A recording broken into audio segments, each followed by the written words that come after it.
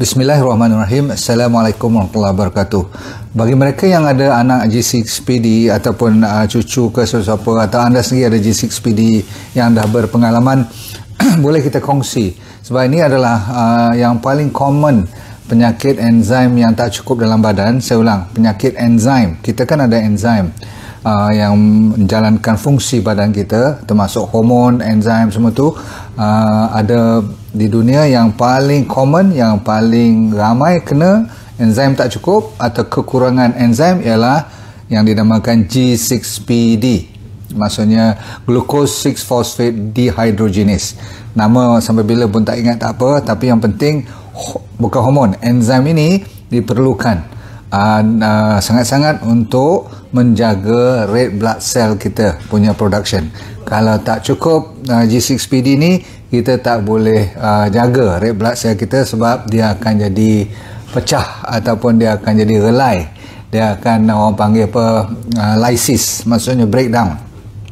Sebab apa? Untuk menjaga dia punya cellular membrane dia, nak jaga kemantapan red blood cell, kita perlukan G6PD. Ada 400 juta rakyat di dunia yang tengah menghadapi masalah ni, dan ramai lagi yang tak sedar yang dia ada G6PD. Sebab ramai, majoriti yang ada G6PD sebenarnya tak tahu yang dia ada G6PD punya kekurangan masalah enzim ni. Bak kata setengah kajian sampai 70% daripada population kita ada sikit sebanyak, cuma lebih ramai yang tak tahu daripada tahu. Saya nak cerita macam mana kita nak tahu dan kita nak dengar gejala-gejala dia. Sebab apabila G6PD ni tak cukup, ada satu bahan yang dinamakan glutathione. Pernah dengar kan? Glutathione ni adalah antioksidan yang kuat untuk menahan body kita daripada dirosakkan oleh free radical. Free radical ni sentiasa keluar dalam badan kita secara fitrah je. Macam dunia kita juga, sampah mesti ada. Kalau bersih mana pun kawasan perumahan tu mesti ada sampah kan. Jadi kita sampah ni mesti keluar, tapi ada orang ambil, orang tukang sapu semua. Jadi glutathione ni dia sapu bersih, dia jaga badan kita. Tapi kalau glutathione tak cukup disebabkan oleh G6PD tu berkurangan, maka rosaklah contoh kita punya sel akan rosak, DNA akan rosak, protein-protein kita tak boleh kita cerna dengan baik, sel membran kita, selaput sel pun rosak. Dan yang paling bila kita takut bila rosak ialah red blood cell. Dan bila red blood cell ni pecah, dia panggil hemolysis, dah gelai-gelai, dah getak-getak, dah inilah orang kata tak sempurna lagi dah. Maka apa akan jadi ialah dia akan bertukar jadi hemoglobin tu akan jadi rendah, maka jadilah masalah anemia. Okey, sebab tu budak-budak ni perlukan tambahan darah, betul tak? Kena transfusion, kadang-kadang tu setiap bulan kena. Saya memang kalau kes-kes macam ni, saya kadang-kadang sebagai doktor pun tak sampai hati tengok budak-budak ni. Kecil-kecil lagi, setahun, 2 tahun dah nak kena transfusion. You bayangkan, bila umur dah boleh pergi sekolah pun, dia orang kena ambil cuti, kadang-kadang sakit, muka dan kulit dah jadi hitam. Faham tak? Sebab masalah iron lagi dalam badan yang berlebihan, nak kena keluarkan iron yang lebih tu pula pun satu masalah lain. Dan bila hemoglobin tu pecah pula, dia jadi heme dengan globin. Tak apa, heme tu technically bila terlalu banyak dia tak boleh keluar. Sebab liver tak cukup kekuatan untuk merembeskan menyahkan rembesan ini, maka bilirubin tu meningkat dalam badan. Bila bilirubin yang datang daripada heme tadi tinggi, maka dia akan jadi warna kuning kulit. Itu yang dipanggil jaundice. Pernah tengok kan baby yang jaundice, kalau seminggu 2 tak apa, tapi kalau lebih teruk-teruk sangat tu, sampai setiap bulan dah mula kuning kulit mata, maka inilah yang takut-takutkan sangat oleh ibu dan bapa. Sebab dia boleh cross the brain barrier, boleh pergi ke otak, boleh rosakkan otak. Dia pergi ke kidney, dia rosakkan buah pinggang. Ini yang kadang-kadang membawa, minta maaf saya cerita, boleh membawa maut pun untuk baby-baby semua ni. So jaga baik-baik. Ada yang boleh sampai dewasa, kalau dia cuma peringkat, ada klasifikasinya, ada 5 stages. Faham tak? Ada stage 1, stage 2, stage 3, stage 4, stage 5. Ini kerja-kerja doktor lah untuk memberi dia punya betapa serius atau tak seriusnya anda. Setengah orang cuma allergic pada makanan, dan dia boleh sampai tua pun macam orang biasa. Cuma dia kena berhati-hati yang saya nak cerita pada malam ini. Baik. Semua ni adalah penyakit genetik. G6PD antara satu-satunya penyakit genetik yang Tuhan jadikan selalunya kepada boys. Saya ulang, selalunya kepada boys. Sebab yang bawa gene ini adalah yang dipanggil X gene. Okay. Dan boy kan ada XY. Kita punya kromosom tu, kita punya signal kita tu XY. Jadi kalau X kita satu rosak, Y ni dah tak boleh buat apa dah. Kenapa dia tak kena kat perempuan? Sebab selalunya perempuan ada 2X, betul tak? Kalau satu X dah kena genetik punya problem, mutasi semua tu, dia ada satu X lagi yang boleh spare untuk buat G6PD ni. Faham? Sebab tu budak lelaki yang semuanya yang selalu kes-kes ni kena kepada lelaki. Boleh? Baik, ada dua jenis, satu Mediterranean, satu lagi dia panggil African type, sebab asal usulnya daripada sana. Dan yang lebih teruk ialah Mediterranean. Tapi yang hairannya, kalau orang yang kena G6PD ni, dia boleh menahan daripada masalah kena malaria, kena gigit-gigit nyamuk semua ni. Dia ada protection dia. Apa yang menyebabkan bila bilirubin tadi, ingat tak, sebab tak cukup G6PD ni rendah, dia sampai bermasalah dalam badan sehingga akan dapat kuning, dapat masalah otak, kidney semua.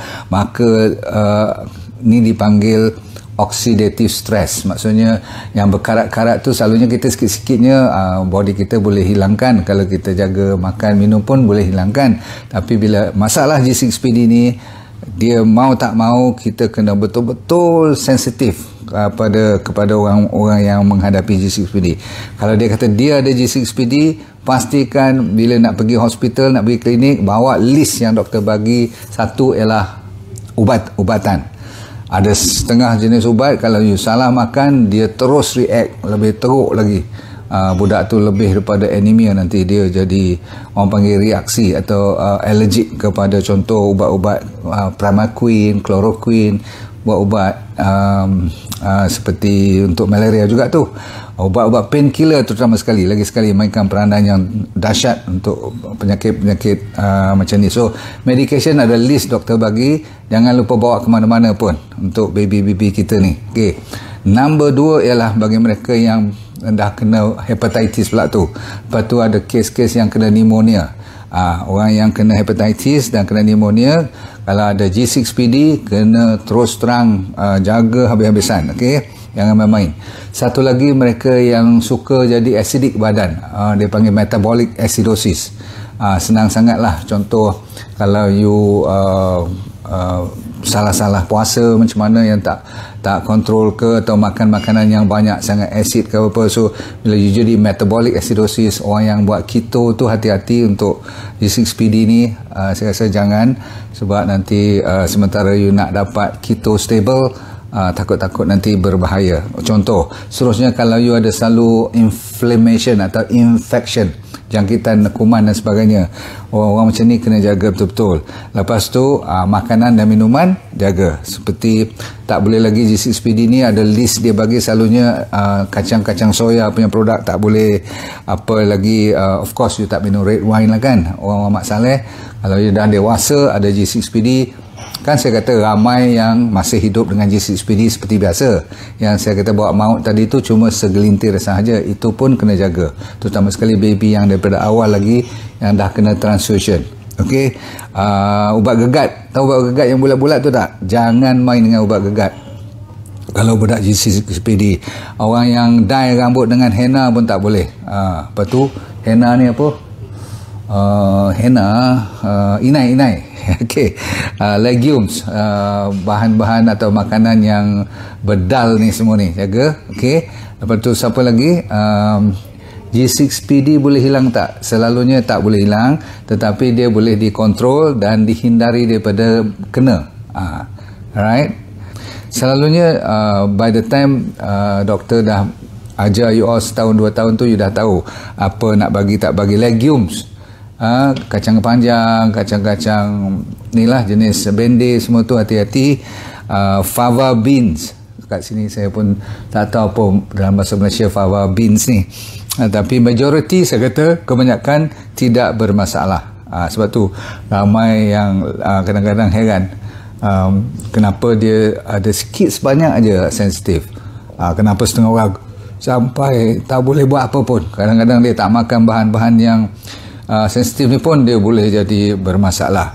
Okay, macam kacang parang tu betul tak boleh kan, doktor dah bagi list tu kan. Dan kalau you tengok gejala seperti kuning, jaundice, selalunya budak-budak kecil lah ni, atau kencing dah jadi macam air teh pekat, lepas tu ke kacang ada yang tak boleh, cek. Okay, kita punya sachet inci oil pun saya tak bagi selalunya, takut-takut nanti dia sensitif ke, kalau tak pun rasa sikit dulu. Okay, next, hypotension. Orang-orang G6PD ni dia boleh rendah blood pressure dia, selalunya disebabkan dia anemia, dia punya degupan jantung dia lebih berdebar-debar, dan dia selalu suka confuse. Maklum sajalah orang yang ada anemia ni oksigen tak cukup, jadi fokusnya agak ganggu. Alright, selepas you check dengan doktor semua, doktor make sure G6PD tu tidak rendah sangat.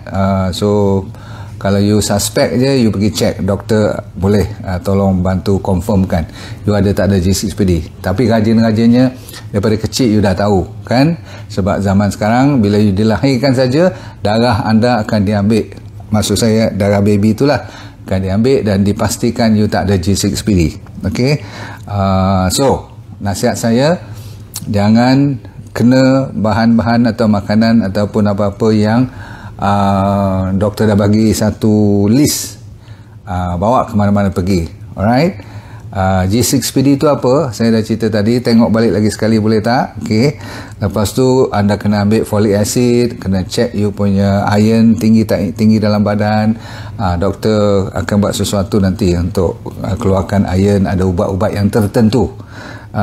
Dan kalau kena transfusion selalu tu, saya pernah menasihati ada orang yang ada G6PD dulu, saya cuba membantu mereka dengan hidrasi, make sure dia cukup air. So salah satu daripada awalan percubaan dulu, kita bagi RX water dahulu, ada kebaikannya dari segi macam ni. Kalau dia selalu kena ambil transfusion tiap bulan sekali, saya ada 2-3 kes lah, tak banyak sebenarnya, tapi baby ni saya kesian sangat.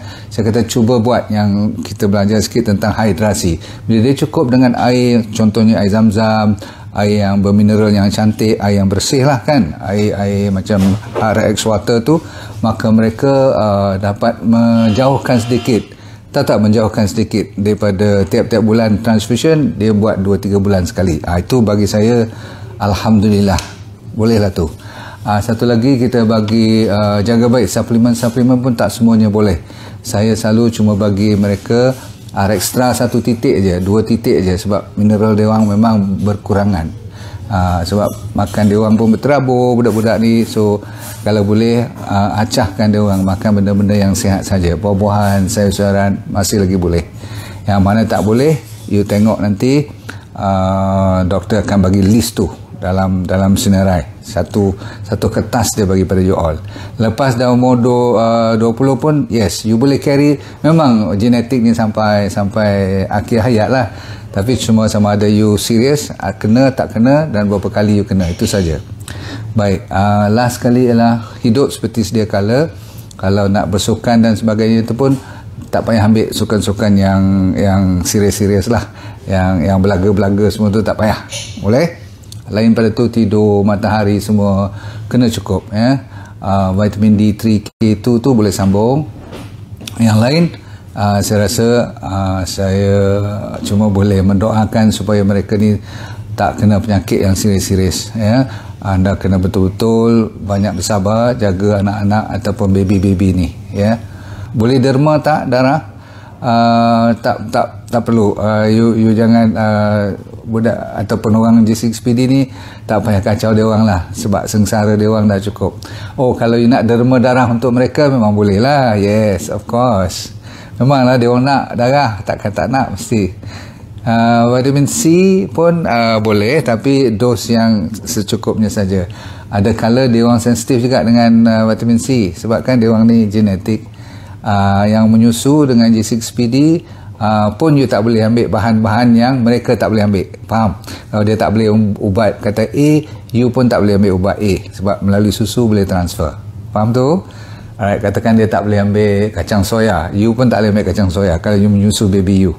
Okay, boleh faham Okay, right. Thank you.